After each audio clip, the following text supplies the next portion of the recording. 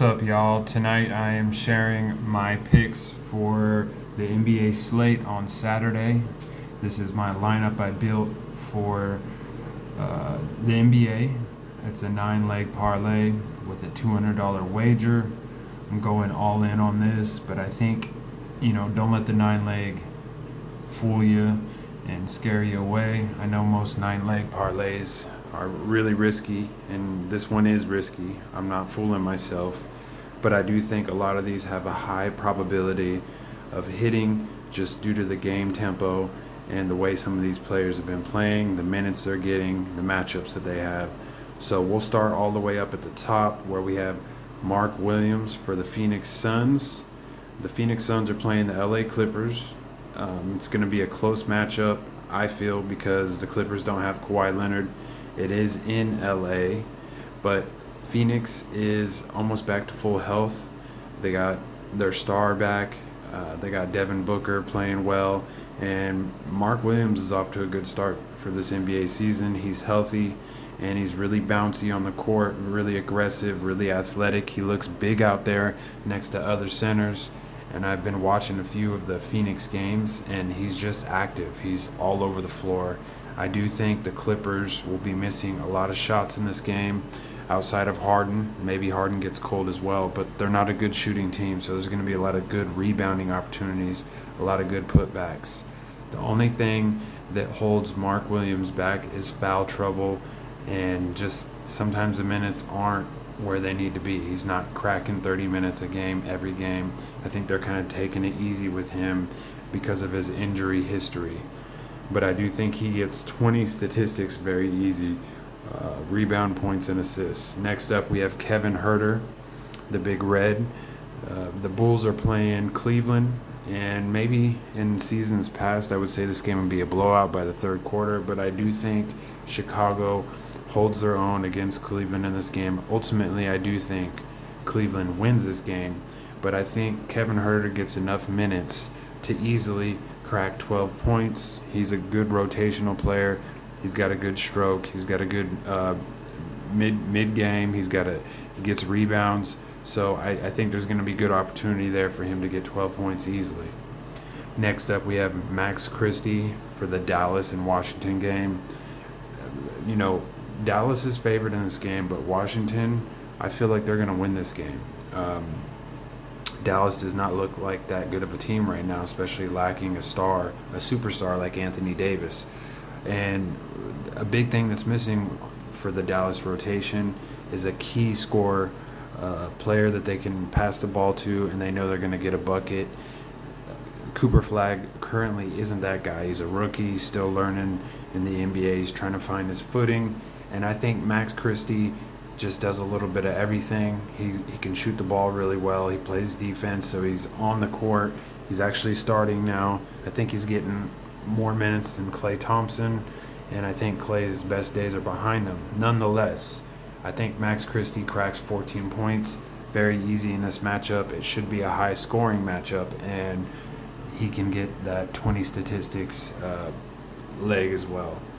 Now, going on down the list, we have Emmanuel Quickley for 20 statistics, and they're playing Philadelphia 76ers.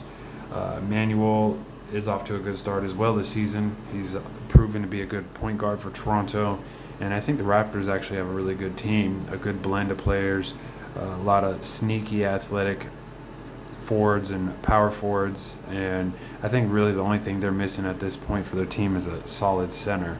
And they'll get that eventually. I think Toronto's going to be a very good team in the future, but we're talking right now. Philly definitely wins this game, in my opinion, especially with Joel Embiid playing. And you got the guard for the Sixers. I don't know why I can't think of his name right now. Tyrese Maxey. He's going to be playing. He's probably going to drop 30+. Nonetheless, I think Emmanuel gets 20 statistics very easy in this game. You got Kelly Oubre, who's a good rotational player for the 76ers. He does a little bit of everything on the court. Always gets you about 5 or 6 rebounds, always gets you about 4 assists, and always gets you about 16 points. 16 to 12 points is what I'm predicting, so I'm really going to need him to get boards and assists in this game. The last leg on that is Scotty Barnes going for 20.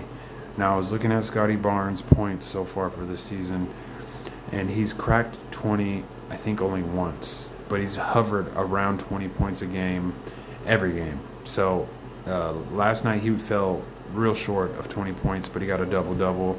I just think Scotty Barnes is too active. Just as long as he stays out of foul trouble, he should get that 20-point leg very easily. Last on the list is probably two of my most riskiest picks, Sadiq Bey and Jeremiah Fears for the New Orleans Pelicans playing the San Antonio Spurs. Now, this leg worries me the most because I feel like San Antonio is going to blow the Pelicans off the court. I'm just hoping the Pelicans play their key players long enough for Sadiq Bey to get 20 statistics. And Jeremiah Fears is a rookie, so he should be on the floor even if it is a blowout. He needs that experience and that playing time, so I'm not 100% worried about him. And he's been highly productive so far this season. He's been one of their bright spots on a bad team. But I do think Sadiq Bey is going to be a risky pick. If they can keep the game within 10 to 15 points till the end of the third, I think Sadiq Bey is going to get that leg very easily. Now, if you look at all these players' season averages, you look at their matchups, I think this is a very good 9-leg parlay. Most 9-leg parlays, probably 70% odds that it's going to lose, probably higher than that. But I do feel really confident about these picks.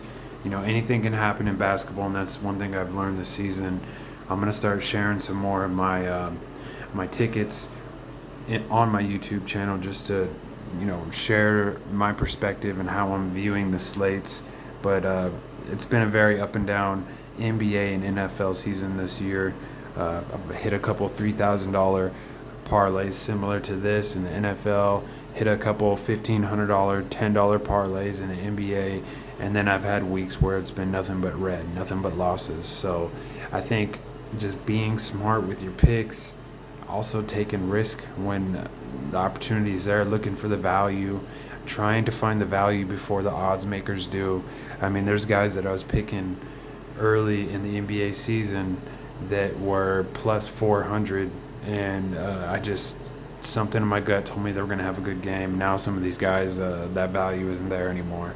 So yeah, let me know what y'all think about my nine-leg parlay. Obviously it's on a bonus bet, but $9,000 would be great. So yeah, let me know how y'all doing your picks tomorrow, and thank you for listening. Peace out.